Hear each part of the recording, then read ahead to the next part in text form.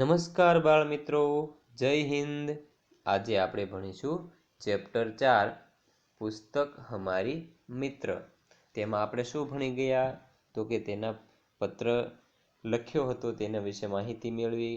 ત્યાર પછી આપણે શબ્દાર્થ જોયા. ત્યાર પછી આપણે અભ્યાસની પણ માહિતી, એના પ્રશ્નોના જવાબ પણ જોઈ લીધા છે. તો હવે આપણે શું ભણવાનું છે તો કે સ્વાધ્યાય. શેના વિશે? સ્વાધ્યાય. તેમાં કેટલાક પ્રશ્નો આપેલા છે, તેની આપણે શું કરીશું?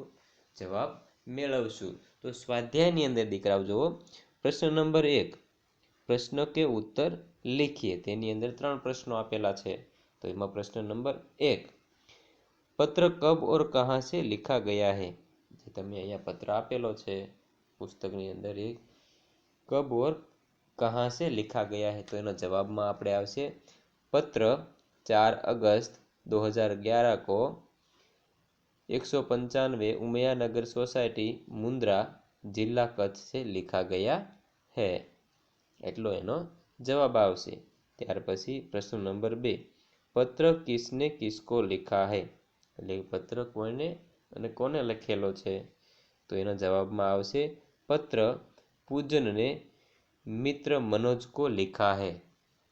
पत्र पूजन ने मित्र मनोज को लिखा है. अब प्रश्न नंबर 3 આપણે વાંચીશું, पत्र किस विषय के बारे में लिखा गया है.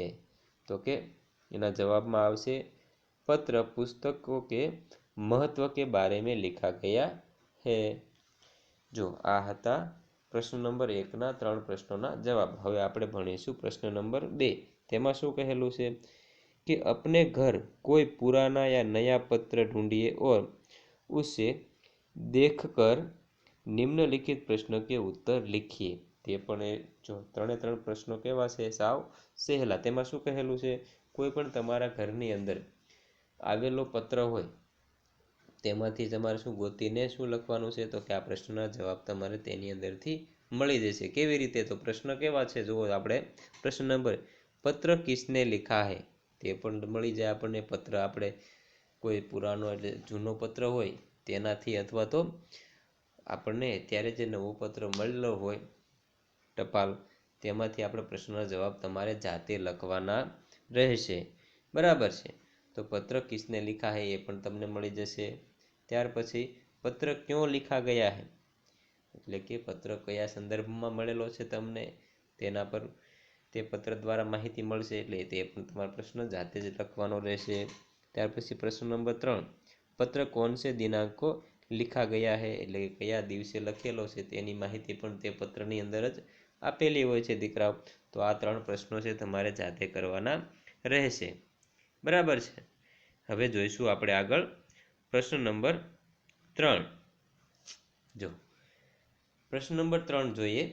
पत्र भेजने के लिए आमतौर पर पोस्ट कार्ड, अंतरदेशीय पत्र या अंतरदेशीय पत्र या लिफाफा इस्तेमाल किया जाता है. डाकघर जाकर इनका मूल्य पता कीजिए. यह भी पता कीजिए कि इनमें क्या अंतर होता है. જો આપણને 3 વસ્તુ આપેલી છે, પોસ્ટ કાર્ડ, પછી આંતરદર્શીય પત્ર અને લિફાફા, એ ત્રણેયની અંદર શું ફરક હોય છે અને ત્રણેયનું મૂલ્ય એટલે કે કિંમત શું હોય છે તેની આપણે માહિતી મેળવવાની છે. બરાબર ને? તો આપણે અહીંયા આપેલું છે, જોઈએ હવે. तो पोस्ट कार्ड विषय આપણે જોઈએ. पोस्ट कार्ड खुला होता है. कैसा होता है? खुला होता है. इसमें लिखने के लिए अधिक जगह नहीं होती. આપણે શું કહીએ? સામાન્ય અર્થમાં ટપાલ કહેતા હોય. इसका मूल्य 50 पैसा है. અત્યારે એનું મૂલ્ય કેટલું છે તો કે 50 પૈસા એનું મૂલ્ય હોય છે. ત્યાર પછી બીજું આપણે જોઈએ, આંતરદર્શીય પત્ર. તેની અંદર શું હોય આપણે જાણીશું. इसे लिखने के बाद 3 ओर से मोड़कर बंद किया जा सकता है. એટલે કે આને લખીને આપણે ત્રણેય તરફથી બંધ કરી શકાય છે. इसका उपयोग केवल अपने देश में ही हो सकता है. इसका मूल्य 2.5 रुपये है. જો તેનો ઉપયોગ આપણે માત્ર એક દેશ પૂરતો જ કરી શકીએ છીએ અને તેનું મૂલ્ય કેટલું હોય છે તો કે 2.5 રૂપિયા હોય છે. હવે ત્રીજું, લિફાફા. લિફાફા કેવું હોય છે, એમાં શું વિશેષતા હોય છે જોઈશું આપણે. अलग कागज पर पत्र लिखकर और उसे मोड़कर लिफाफे में रखा जाता है। इसमें पत्र सुरक्षित रहता है। लिफाफे पत्र के अलावा प्रायः बहनें अपने दूर रहने वाले भाइयों को राखी भेजती है। इसका मूल्य 5 रुपये है। जो लिफाफा यानी कि कवर આપણે કહીએ, શું કહીએ? કવરની અંદર આપણે ઘણી બધી વસ્તુ આવતી હોય, બરાબર ને? તેવી જ રીતે શું કર્યું કે ભાઈ માટે દૂર રહેતી બહેનો હોય તે એની અંદર રાખડી પણ મોકલી શકે છે। એ પણ કેવું છે? સુરક્ષિત છે, કવરની અંદર લખીને રાખી શકાય છે, બરાબર? આ હતા તેનો પ્રશ્ન નંબર 3નો જવાબ। હવે प्रश्न नंबर 4, अपने आसपास की किसी भी घटना का वर्णन करते हुए अपने मित्र को पत्र लिखिए। તમારે અહીંયા શું લખવાનું છે? તમારા મિત્રને પત્ર લખવાનો છે। તો શેનો? આપણને એનો મુદ્દો પણ આપેલો છે।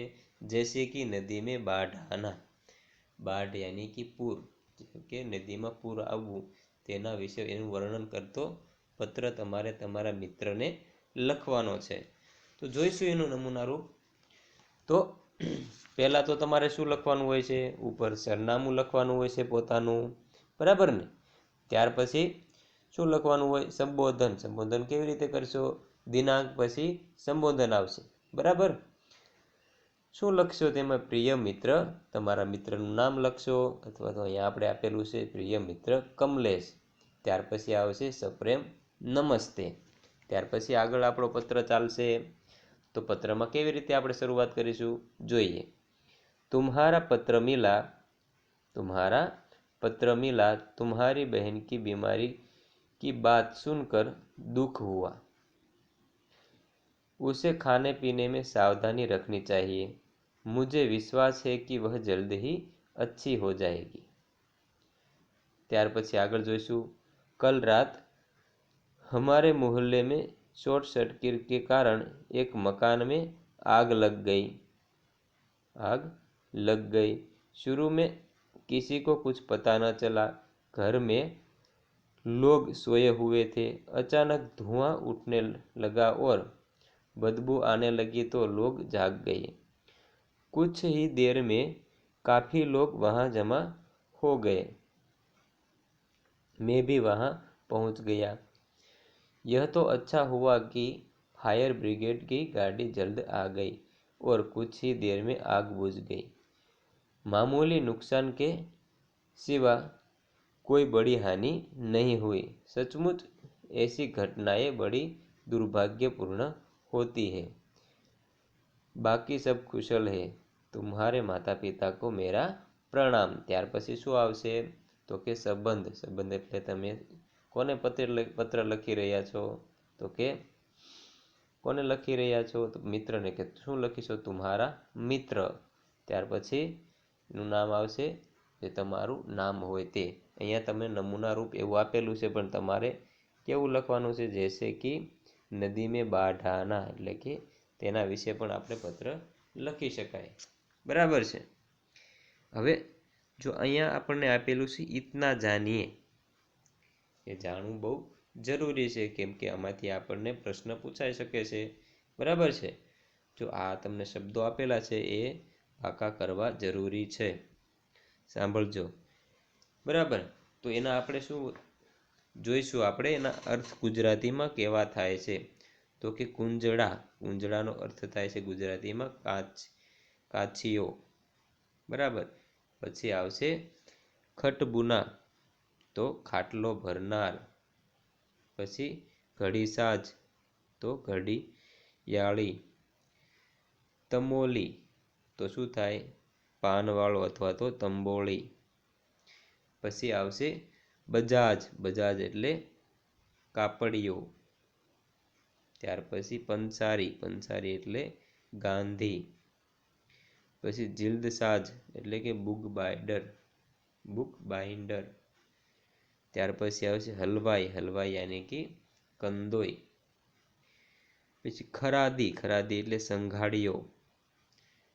ત્યાર પછી આવશે સોદાગર। સોદાગર યાની કે વેપારી, એવો અર્થ થાય છે, બરાબર? આ તમારે જે આપેલા છે શબ્દો તે પાકા કરવાના રહેશે। અહીંયા આપણને દીકરાઓ જો ચિત્રો આપેલા છે, તેને આપણે શું કરવાનું છે, ઓળખવાનું છે કે આ શેનું સૂચન આપે છે, બરાબર। એનું મહત્વ આપણે સમજશું। તો પહેલું ચિત્ર આપણે જોઈશું, એમાં લખેલું છે ભારતીય ડાક।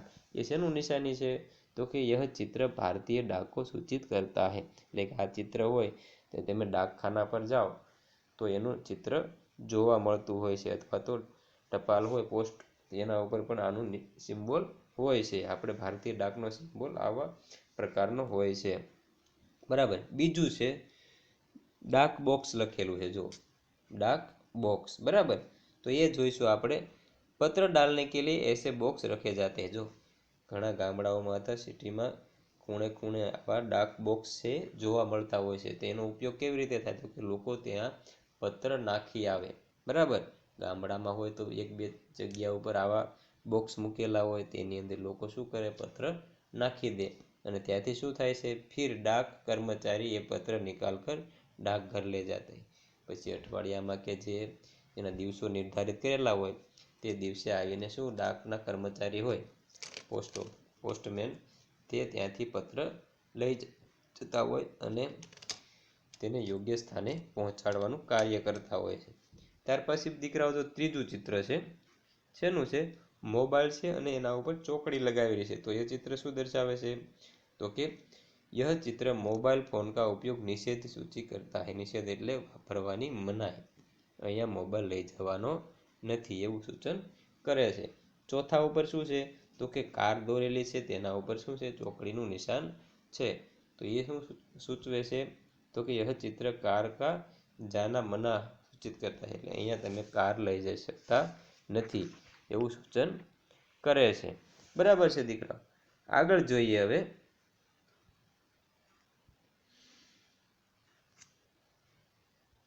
આગળ જોઈશું એમાં શું કહેલું છે દીકરાઓ, જો પિનકોડ નંબર કે સંદર્ભ में, તમને પિનકોડના સંદર્ભમાં આપણે આગળ પણ ભણી ગયા છે, પણ વધારે માહિતી મેળવશું આપણે। તો કે पिनकोड की शुरुआत 15 अगस्त 1972 को डाक तार विभाग के पोस्टल नंबर योजना के नाम से की है। पिन शब्द पोस्टल इंडेक्स नंबर का छोटा रूप है। पिन कोड नंबर 6 अंकों का होता है। हर अंक का एक खास स्थानीय अर्थ है। उदाहरण के लिए एनसीईआरटी को भेजे गए लिफाफे पर लिखा अंक है 110016।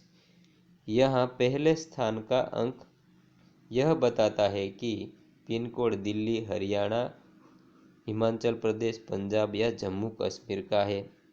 अगले दो अंक 10 यह तय करते हैं कि यह दिल्ली यानी कि राष्ट्रीय राजधानी क्षेत्र के उप क्षेत्र दिल्ली का कोड है।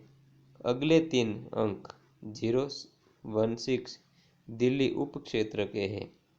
ऐसे बनता है डाकघर का कोड, जिससे डाक बांटने की सुविधा होती है, बांटने में सुविधा होती है। अब तुम्हारा स्कूल जहाँ पर है उस इलाके का पिन कोड बता कीजिए। તમારે શું કરવાનું છે, તમારી સ્કૂલ જે ઇલાકાની અંદર છે તેનો પિનકોડ નંબર શું આવે છે તે આપણે જાણવાનું રહેશે, બરાબર છે। પછી આવશે યોગ્યતા વિસ્તાર, તો ચિઠ્ઠી કા સંદેશ એવું પણ અહીંયા આપેલું છે। તો એમાં શું કહેલું છે, चिट्ठी में है मन का प्यार, चिट्ठी है घर का अखबार, छोटा सा कागज बिन पैर, करता दुनिया भर की सैर, नए नए संदेश सुनाकर जोड़ रहा है दिल के तार, बराबर। પછી આગળ આપેલું છે डाकघर की मुलाकात कीजिए और इसके बारे में 8-10 वाक्य लिखिए। ત્યાર પછી प्रकल्प कार्य, डाक टिकटों का संग्रह कीजिए। ત્યાર પછી હું કહેલું છે कि आकाशवाणी दूरदर्शन के कार्यक्रमों को सुनकर कार्यक्रम के बारे में प्रतिभाव देने के लिए खत लिखिए। એટલે કે તમારે એવા કાર્યક્રમો સાંભળી અને શું કરવાનું છે, એનો પ્રતિભાવ તમારે સામે જવાબ આપવાનો છે। ત્યાર પછી ભણીશું આપણે ભાષા સજ્જતા। શું ભણીશું દીકરાઓ? ભાષા સજ્જતા।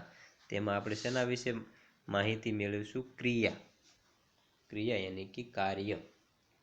શું કે કોઈ પણ વાક્ય હોય તેની અંદર કાર્યનો પ્રયોગ કેવી રીતે થાય છે એનું આપણે વિશે માહિતી મેળવીશું। અહીંયા ચિત્ર આપેલું છે દીકરાઓ, જુઓ તેની અંદર ઘણી બધી ક્રિયાઓ થઈ રહી છે, બરાબર ને? તો એ ક્રિયાઓ વિશે આપણે જાણીશું।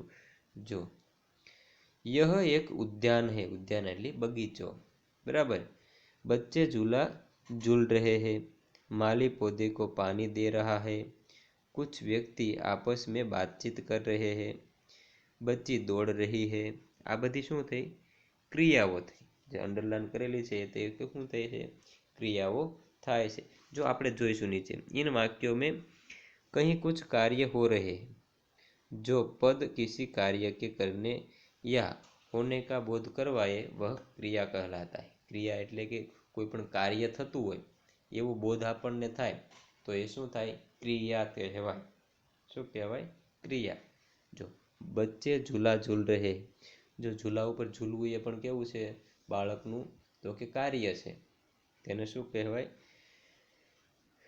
તેને ક્રિયા થઈ કહેવાય। શેની ક્રિયા થઈ રહી છે? તો કે ઝૂલા ઉપર ઝૂલવાની। પછી માલી पौधे को पानी दे रहा है, जो पानी આપવું એ પણ એક શું છે? ક્રિયા થઈ રહી છે। ક્રિયા કોણ કરી રહ્યું છે? તો કે માલી, બરાબર। कुछ व्यक्ति आपस में बातचीत कर रहा है वो શું થઈ? ક્રિયા થઈ। પણ શેની ક્રિયા કરી રહ્યા છે?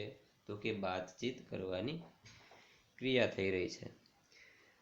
પછી આગળ જોઈશું, लिखना, पढ़ना, चलना, दौड़ना, खाना, पीना, खेलना, देखना आदि शब्द क्रियाएं है। આ બધા શબ્દો આપણે શું આવશે? ક્રિયાની અંદર આપણે લખી શકાય। આપ જો ક્રિયા કરતે હે उसकी सूची बनाए। તમે તમારી ક્રિયાઓ કઈ કઈ કરો છો તેની સૂચિ આપણે બનાવવાની રહેશે, બરાબર છે?